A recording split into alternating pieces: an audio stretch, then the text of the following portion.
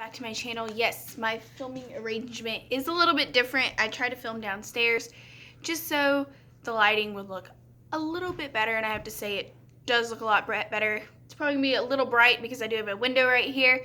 And just a fair warning, if you see any dogs or cats walking behind me or getting in my lap in the middle of the video, I am downstairs and I have 2 dogs and 2 cats. I know I mentioned one. You may see him floating around in the video, and you'll probably see my little chihuahua floating around in the video, but we will just go with the flow with this. So today I'm going to be reviewing and redoing a review just because I wanted to go a little bit more in depth than I did in my first video. I will link the first video up above and my first ever video as well. But the first palette we're going to be reviewing is the Be palette by Bubz Beauty by BH Cosmetics. This is a 12 color eyeshadow palette. I picked mine up at Ulta. It retails for $14.50 at Ulta on their website and also on BH Cosmetics website. It also retails for $20 on Beauty Be. I did not see it on Beautylish, but you can always check on there. I know if you're unfamiliar with Beauty Be and Beautylish is, it's just a way for other people, like say for example, if this palette wasn't in the UK, it's just a way for people to get it without having to pay horrendous shipping charges and everything like that. So, like I said, this palette does retail for $14.50. You're getting a total net weight of 8 grams in this palette. If I did my math correctly, it should equal to 1.5 grams per shadow. So, with the cost breakdown, if I did my math correctly, like I said, I did it in my calculator, so I did it the way I've seen other people do it. So, if my math is incorrect, just let me know down in the comments below. It should equal to $1.21 per shadow or $1.81 per gram. So that is pretty inexpensive. It's a pretty inexpensive palette. So the claims on Ulta.com and also on BH Cosmetics said that this palette is cruelty-free. It does have the little bunny logo in the corner right over here. If you can see that. If any time you are picking up a product and you want to know it's cruelty-free, most products will have like the little bunny logo like I was showing you, or will say otherwise either on the website or on the product. It is allergy tested, it is clinically tested, it's non-irritating, dermatologist tested, and that is about all I found. So what it says on the back is these are kind of what she claims this palette to be. Known to her YouTube fans as Bubz Beauty, Lindy handpicked the must-have shades in her 12-color eyeshadow palette. Each shade offers day-to-night versatility and emphasizes fans' beauties both inside and out. So this is supposed to be a very versatile palette. If you're unfamiliar with who Bubz Beauty is, she is a YouTuber. I really do enjoy her channel. She does makeup videos, but she's also very inspirational and offers a lot to her fans. And I love her videos are just so inspirational, and I really enjoy watching them. I'm so happy she did a collab with BH Cosmetics. She did mention in her video when she was announcing this palette that she did have some issues with some other brands. She didn't call out the brands, but she did say that BH Cosmetics was wonderful. They really let her take the lead on this, and it made me really happy to hear that she had a wonderful time and that she can just offer a wonderful product to her fans and anyone who's interested in this product. This palette was made in the People's Republic of China. It was designed at BH Studios in Hollywood, and it is distributed by BH Cosmetics from Burbank, California. So let's go ahead and talk about some of the ingredients. This palette is not vegan, which we will be getting into in a few minutes. So in these shades, Kind, Bold, and Hopeful, I'm going to go ahead and kind of open the palette to show you which shades so you're aware. Kind, Bold, and Hopeful. They do contain talc, ethyl palmitate, mica, cornstarch, dimethicone, ultramarines, carmine, ferrocyanide, and phenoxyethanol. All the other shades do contain mica, ethyl palmitate, cornstarch, dimethicone, phenoxyethanol, ultramarines, carmine, and ferrocyanide. So just to kind of talk about what these ingredients are, I'm not an expert at this. I did pick up my information from a website. I will link it down below. It is a wonderful website. It talks about what each ingredient is, what it's main use for, and what other names it goes under, and any issues that have been related to this ingredient. So the first one I mentioned is talc. Talc is used as an anti-caking agent. It is used as an absorbent and helps improve the feel of product. I know a lot of people that do not like talc in their makeup just because it has been linked to causing some illnesses. I believe, do not quote me on this, they were investigating it for causing cancer or something like that. I'm not sure on that, but I know it has been linked to some illnesses, and I know some people do have allergies to talc. The next one is ethyl palmitate. I know I've heard some people talk about how they don't like to use anything used from the environment just to help preserve the environment. Ethyl ethyl palmitate is a palm oil. It's an organic replacement for silicone used to adjust the consistency of a product. Mica is another one like talc. It is a mineral that offers a sparkly white to cosmetics. It also helps kind of make I think it's also used for pigments. I know a lot of times people like say chalky shadows or when a shadow has not enough pigment or it's too powdery, and it's a result of having too much mica. Also what it is a mineral that offers a sparkly white to cosmetics. You'll usually find it a lot in your shimmery white shadows. Cornstarch is another one. I know some people have allergies to cornstarch. I've met people that have come into my work that were allergic to cornstarch. They asked us about cornstarch. So I would just make this known that there is cornstarch in here. It's under the ingredient name Zeomaze cornstarch. It is an absorbent and abrasive, and it helps skin conditioning, and it's also used as a skin protectant. Dimethicone is another one that I've heard of. It is man-made silicone oil. It makes product easier to apply. Another reason why people do not like it is it just really sits on the skin. Like a lot of my lip products, like my NARS Velvet Lip Glides, dimethicone is the first ingredient. You find it commonly in like lip glosses and stuff like that. Things that your lips really don't absorb, it just sits there. And why that's bad is it can trap things underneath the skin, and you can trap it under there. Ultramarines is another one. It's a synthetic pigments like your blues, greens, pinks, reds, and violets. It's a sodium aluminum sulfosilicate. I do not know how to pronounce that. It imparts color to cosmetics. Ultramarines, and I believe one of the next ingredients that I'm talking about, is not safe to put on your lips. And what I mean by that is I have seen other beauty YouTubers take like really metallic shadows and putting them on top of like a liquid lipstick or a lipstick. So these will not be safe to use on your lips. Another one which makes it non-vegan is carmine. And this is probably, it kind of shocked me when I first heard it, but if this shocks you, this is going to sound crazy. It is basically crushed beetles. I've seen it in red lipsticks because it is used as a red pigment, and it's usually common in red eyeshadows, so a lot of these kind of had some red undertones, so it didn't surprise me too much that it was in here. But yes, carmine is crushed beetles, and that is why it does not make this product vegan. Another one that is not lip safe, I cannot speak today, is ferric ferrocyanide. It is an iron-based inorganic synthetic pigment suspected to be also environmentally unsafe. Another one is phenoxyethanol. It is a preservative function in fragrance. I will be talking about fragrance when I go and touch bases on the Shan XO palette. So I will be talking more about the ingredients that is called fragrance or perfume. However, I've heard people pronounce it parfum because it is spelled P-A-R-F-U-M. So however you wish to pronounce it is okay with me. So let's go ahead and open up the palette. Like I said, this is what the palette looks like. It's kind of like a dusty peachy pink, and it has some rose gold lacing around it, which she designed herself. It is magnetic closure, which I love because I don't like the ones with the latches. I know my chocolate bar was like half magnetic. Chocolate bar palette was like half magnetic and half latch, and it's already kind of messed up to open and close. You have to really push it to get it to open. It comes with a nice size little mirror right here. And on the top of it, it says, "Be whatever you want to be, Bubby." So she definitely made this palette really inspirational. And it definitely, you can fold it back. So if anybody's using this on someone, or if you're a YouTuber and you're doing a tutorial, you can have no problems just bending it back and not having to worry about a glare from the mirror. So like I said, you're getting 12 shades. And the reason why this palette is called B is if you can see right here, all the names kind of have like some inspirational, like motivational word. Like you have happy, charismatic, able, confident, hopeful, kind, and bold. And obviously more names. This is what the palette looks like. Like I said, all your natural colors kind of are up at the top. I love how she has it laid out. And then you have all your bold colors down here, like your pops of purple, your rose gold, your bold gold. Just a lot of different, I've never seen a palette laid out like this where everything is just so organized. Usually a lot of palettes I see, it looks like they just throw in the colors in there and didn't give any insight on how a layout is, because usually whenever I'm looking at a palette like the tester, the layout usually catches my eye. So let's go ahead and talk about these. It looks like you got 2 mattes. You got 3 little satiny ones that can technically be considered matte, but it looks like they have a little hint of glitter in it. When I put them on the eye, I didn't see a lot of glitter, and the rest are all kind of metallics, shimmeries, and satin finishes. So let's go ahead and jump into swatches. I'm going to try to do my swatches as best as I can. I am not a swatching pro, So I am trying to get better at my swatching, and I'm going to go grab a kind of a towel, not a wet one, so my brush doesn't get wet, and I'll be right back.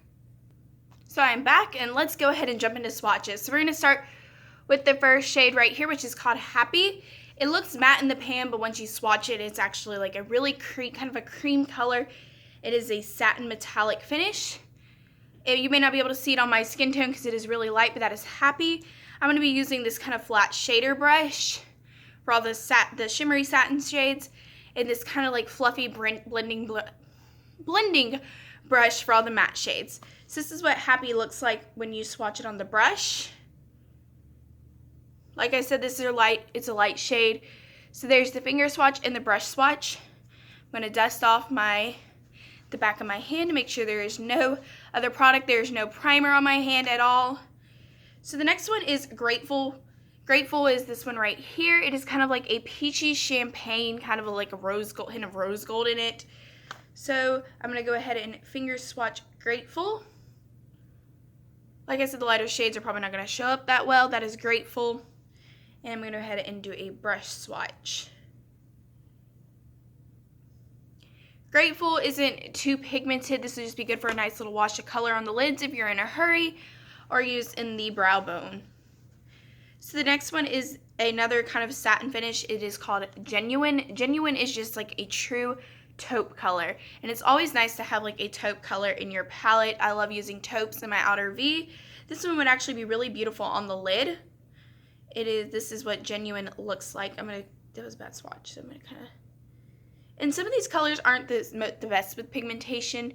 That is Genuine. And make sure my brush is clean, just so we don't get any other colors on there. So Genuine doesn't really brush swatch that well. I'm going to kind of see if we can build it up. And you can build it up really nicely. So this is Genuine. Make sure that brush is clean.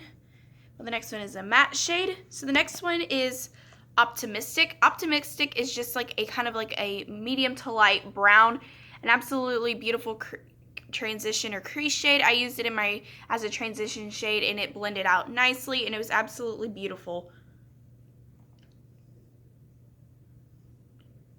Kind of, like I said, it's a little bit darker than my skin tone, so you may not be able to see it that well.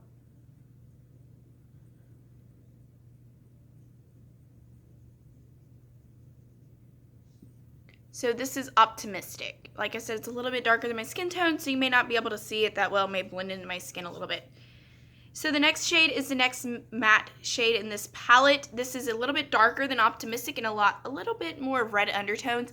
The next shade is Inspired. I used this kind of to darken up my crease in my outer V, and it blended out like a charm, and it was beautiful. You're going to hear me say beautiful a lot if a shadow is really beautiful. And it is super pigmented.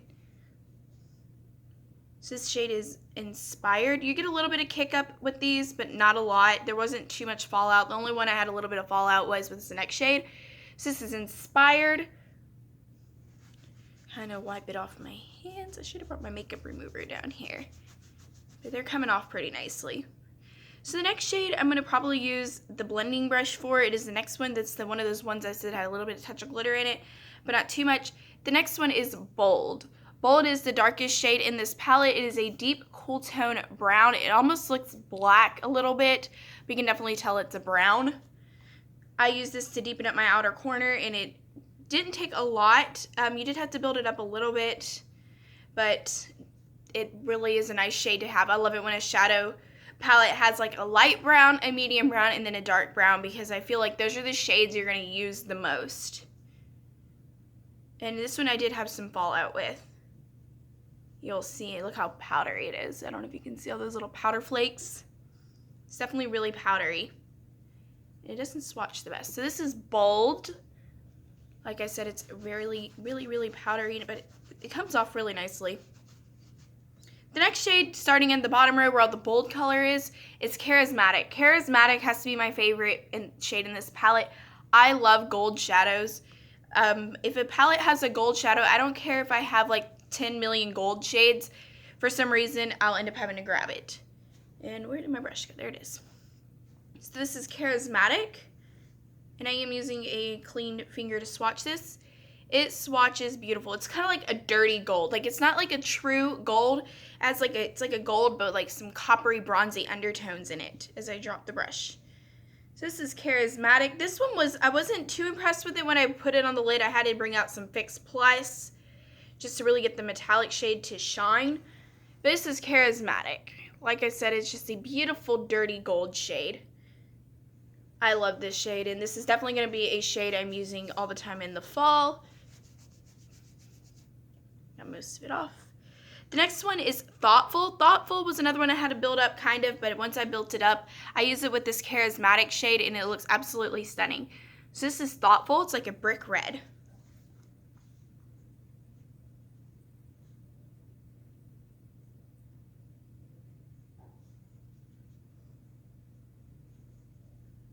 And I would be careful using these shadows wet because you can develop some hard pan. So this is Charismatic. Like I said, it's not too pigmented, but you can build it up pretty nicely. I didn't build it up too much, but I tried to. The next one is Able, which is like a peach, but with some like gold shifts to it. It's kind of like a rose gold. And I love it. This is Able right here.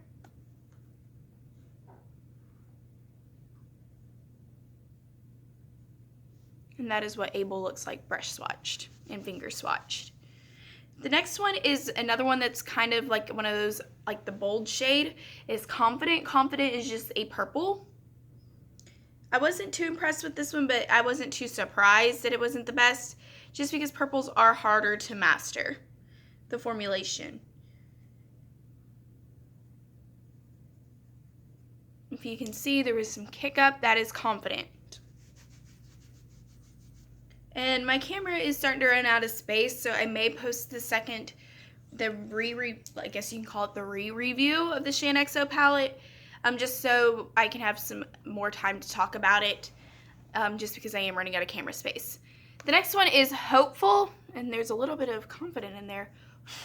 It is kind of like a yellowy undertoned champagne color. It is absolutely beautiful. It's a really frosty shade.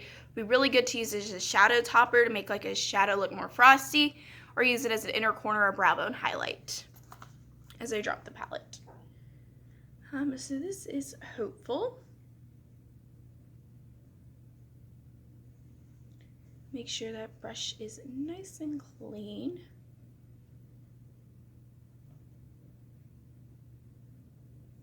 So this is what Hopeful looks like. Look how frosty it is. The last shade in this palette is Kind. Kind is like a lavender shade. It's a lot lighter than Confident, and it is metallic, or kind of like a satiny metallic finish. It's a really interesting color. I can definitely see if I use some MAC Fix Plus on this, it would really pop. And I keep throwing this brush around.